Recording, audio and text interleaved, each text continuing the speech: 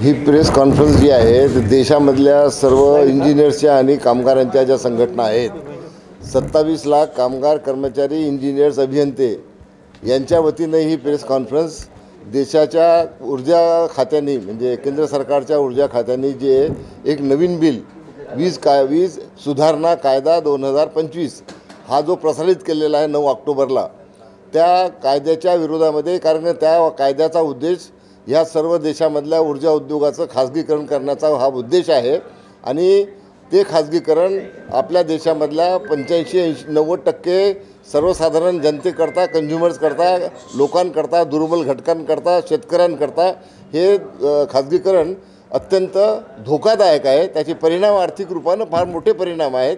याकरता ही national coordination कमिटीनं आम्ही निर्णय घेतलेला आहे की या बिलाच्या विरुद्ध हा कायदा पार्लमेंटमध्ये पास होऊ नये म्हणून याच्या विरुद्ध संपूर्ण देशामधले वीज ग्राहकांच्या संस्था, कर्मचाऱ्यांच्या, इंजिनियरच्या संस्था, केंद्रीय कामगार संघटना, शेतकऱ्यांच्या संघटना, कारण एकट्या वीज कामगाराच्या आंदोलनानं हा काही कायदा बदलणार नाही, थांबू शकणार नाही। जोपर्यंत सर्व कंझ्युमर्स, सर्व देशामधले वीज ग्राहक, शेतकरी आणि बाकीच्या संघटना जोपर्यंत उभ्या राहणार नाही तोपर्यंत हा कायदा वापस होऊ शकणार नाही। आणि म्हणून जो कायदा लोकांच्या, जनतेच्या विरुद्ध आहे, देशाच्या विरुद्ध आहे, सरकारच्या, स्टेटच्या विकासाच्या विरुद्ध आहे, त्याच्या विरुद्ध आम्ही हे आंदोलन मोठ्या प्रमाणात विद्युत चोरी होते, त्याच्यामुळे प्रशासनाने कुठेतरी त्याचं जे आहे कंत्राटीकरण करण्याचा प्रयत्न केला असा विषय आहे। नाही, कंत्राटीकरणानं वीज चोरी थांबेल हा चुकीचा समज आहे। वीज चोरीच्या संदर्भामध्ये सरकारनं महाराष्ट्रामध्ये आणि देशामध्येही, महाराष्ट्रामध्ये सेक्शन 135 आणि 136 प्रमाणे वीज चोरीच्या विरुद्ध ऑलरेडी आपण ॲक्शन घेऊ शकतो आणि दंडापासून कारावासापर्यंतच्या शिक्षा। काही लोकांना प्रचंड वीज बिल येतं, त्याचं काय? त्या वीज बिल जे आहे, मुंबईला येणारं वीज बिल जे आहे ते साधारणतः अदानी आणि टाटा हे खाजगी कंपन्यांच्या माध्यमाने आहे आणि त्याच्या विरुद्धात जे घरचं बिल म्हणतं सर्वसामान्य लोक, काही जे लोक आहेत त्यांच्या घरात जर AC, वॉशिंग मशीन वगैरे नाही तरी पण त्यांना मोठ्या प्रमाणामध्ये सर्वसामान्यांना वीज बिल भरावं लागतं, मग त्याचं काय? साधारणतः सर्व कंझ्युमरच्या ज्या तक्रारी महाराष्ट्रामध्ये, मुंबईच्या प्रदेशामध्ये आहेत, त्या प्रदेशामधल्या तक्रारी ह्या खाजगी कंपनीचे जे मीटर्स लागलेले आहेत ते मीटर्स जास्त गतिमान असल्यामुळं अनेक ठिकाणी 7% ते 10% विजेची बिल लोकांना जास्त येत आहे। त्यावेळेस त्या कंझ्युमर्सनी त्याचा आवाज उठवला पाहिजे, कंझ्युमर्सनी तक्रार करायला पाहिजे। उदाहरणार्थ आता नवीन जे प्रोजेक्ट होत आहे त्या प्रोजेक्टमध्ये सुद्धा अनेकांच्या बिलामध्ये वृद्धी झालेली आहे आणि त्या वृद्धीच्या विरुद्ध जोपर्यंत ग्राहक उठणार नाही, जोपर्यंत आम जनता उठणार नाही तोपर्यंत थांबणार नाही। अदानीच्या विरुद्ध, त्या खाजगी कंपनीच्या विरुद्ध आपलं आंदोलन त्या लोकांनी केलं पाहिजे, तक्रारी केल्या पाहिजे, तेव्हा कुठं ते साध्य होईल। त्याच्याकरता काही युनियन त्याच्याकरता जबाबदार नाही आहे। ह्या कंपन्यांचं नफा कमावण्याचं जे उद्दिष्ट आहे ते वाढल्यामुळे ह्या तक्रारी वाढायला लागलेल्या आहेत। महाराष्ट्रामध्ये एकंदर 3,17,00,000 वीज ग्राहक आहेत। 3,17,762 वीज ग्राहक आहेत। त्याच्यापैकी 2,25,00,700 लोकांकडे प्रीपेड मीटर लावण्याचा प्रयत्न चालू आहे। प्रीपेड मीटरचा उद्देशच असा आहे की पहिले ॲडव्हान्समध्ये पैसे घ्या, म्हणजे तुम्ही किती वीज कंझ्युम करणार आहे हे न पाहता ॲडव्हान्समध्ये पैसे घ्या आणि ॲडव्हान्सचे पैसे संपले की ताबडतोबीनं त्यांच्या सेंटरमधून ताबडतोबीने वीज बंद केल्या जाते। असे अनेक प्रकार मुंबईमध्ये तुम्ही भोगताय। महाराष्ट्र राज्य विद्युत कंपनीकडे किती ग्राहक आहेत, अदानीकडे किती ग्राहक आहेत, टाटाकडे किती ग्राहक आहेत? अदानीकडे किती ग्राहक आहे हे तर मी सांगू शकणार नाही, पण महाराष्ट्र राज्य विद्युत मंडळामध्ये, वितरण कंपनीमध्ये 3,17,00,000 वीज ग्राहक आहेत।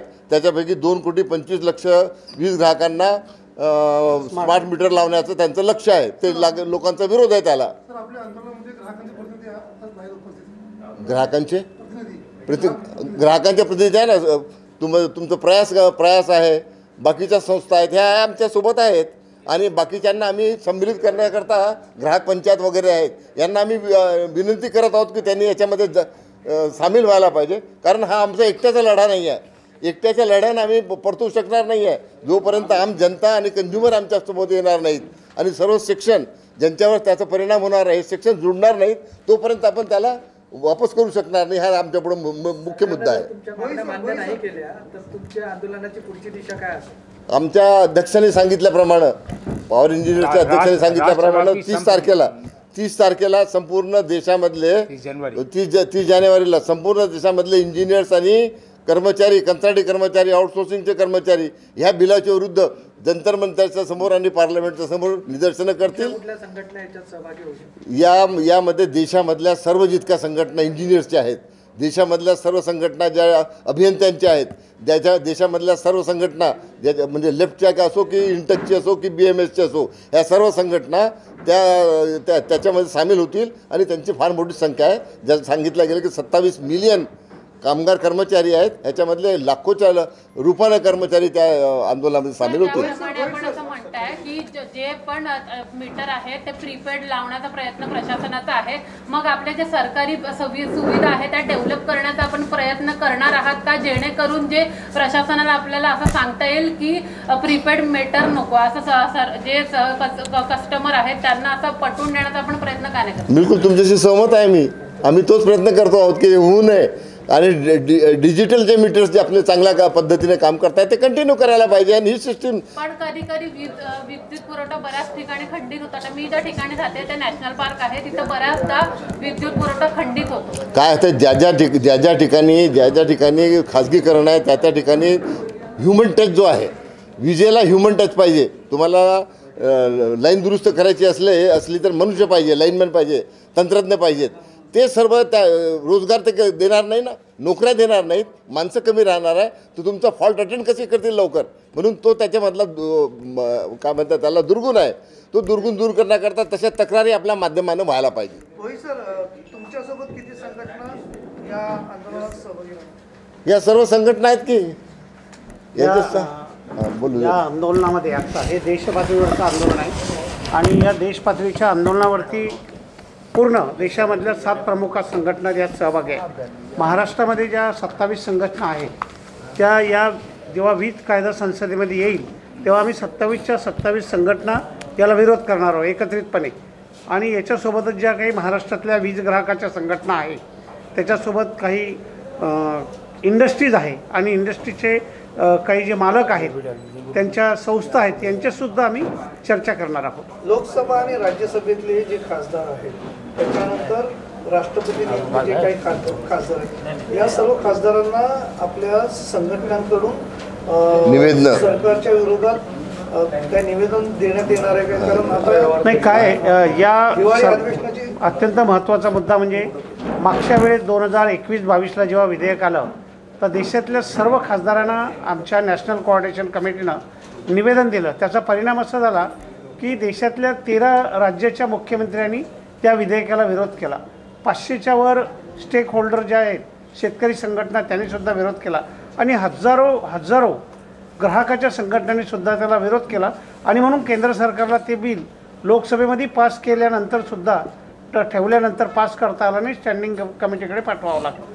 आतासुद्धा आम्ही देशातल्या आता जसं सांगितलं की देशातल्या 500च्या वर शेतकरी संघटना, त्यानंतर ग्राहकाच्या संघटना, लोकप्रतिनिधी, राजकीय पक्ष यांचे एक संमेलन आम्ही 14 डिसेंबरला दिल्लीला बोलवलेलं आहे. त्यामध्ये देशभरातले सगळे खासदार, विरोधी पक्षाचे, सत्ताधारी पक्षाचे खासदार, विविध पार्टीचे लोक, सगळे राजकीय पक्षाचे यांना आम्ही आमंत्रित करून आमची भूमिका हे मांडणार आहे. कारण हे जे विधेयक आहे हे देशामधल्या 44 ज्या वीज कंपन्या आहेत त्या वीज कंपन्या निस्तनाबूत करण्याकरता आणि 13 खाजगी कंपन्या ज्या वितरणामध्ये काम करतायत त्यांना बढावा देण्याकरता हे सगळं चाललेलं आहे. तर सरकारने विधेयक पारित करायचं ठरवलं आणि ते जर लोकसभा आणि राज्यसभेमध्ये जमलं नाही सरकार तर राष्ट्रपतीकडून ते अध्यादेश काढू शकतात. हे तर सरकारच्या हातात आहे. नाही, तसं सरकार एवढी हिंमत करणार नाही. कारण MTNL BSNL सारखं नाही आहे, ते वायर नेटवर्क आहे आणि वायर नेटवर्कमध्ये एवढी हिंमत करून उद्या देशातले वीज कामगार जर संपावर गेले तर अभूतपूर्व परिस्थिती निर्माण होईल. एकदा जर एका राज्यामध्ये ग्रीड फेल झालं तर पूर्ण देशावरती त्याचा परिणाम होतो. आपण बघितलं मोदीजींनी सांगितलं होतं की लाईट बंद करा पूर्ण देशामध्ये 1 मिनिट, 2 मिनिट, 5 मिनिट. त्याचा परिणाम ग्रीड फेल होणार. जेव्हा हे गेलं आम्ही हेच सांगत होतो की एका वेळेत जर पूर्ण देशातले लाईट बंद केलं त्याचा परिणाम ग्रीडर होणार आणि म्हणून सरकारला तो निर्णय बदलावा लागला. असं होत नाही आणि असं करण्याचा प्रयत्न केला तर आम्ही हे जनतेची लढाई आहे. वीज ग्राहकासाठी आमच्या काही आर्थिक मागण्या नाही आहे कर्मचारी अभियंत्याच्या. हे प्रश्न आहे की हा देशाच्या जनतेच्या मालकीचा उद्योग आहे आणि करोडो अब्जो रुपयाची जी संपत्ती आहे जनतेची, हिची लूट होणार आहे आणि ही वाचली पाहिजे, याकरता आमची ही लढाई आहे. मग तुम्ही सरकारला चतुर्सीमे आत कोणतात असं तुम्हाला वाटत नाही का? काय चतुर्सीमेच्या आत सरकारला कोणतात असं वाटत नाही का? सरकारला कोणतंच नाही, आम्ही नाही. फक्त लोकांकरता रिलीफ लोकांकरता आहे. त्यांनी विचार केला पाहिजे, म्हणून आम्ही मांडतो आहोत.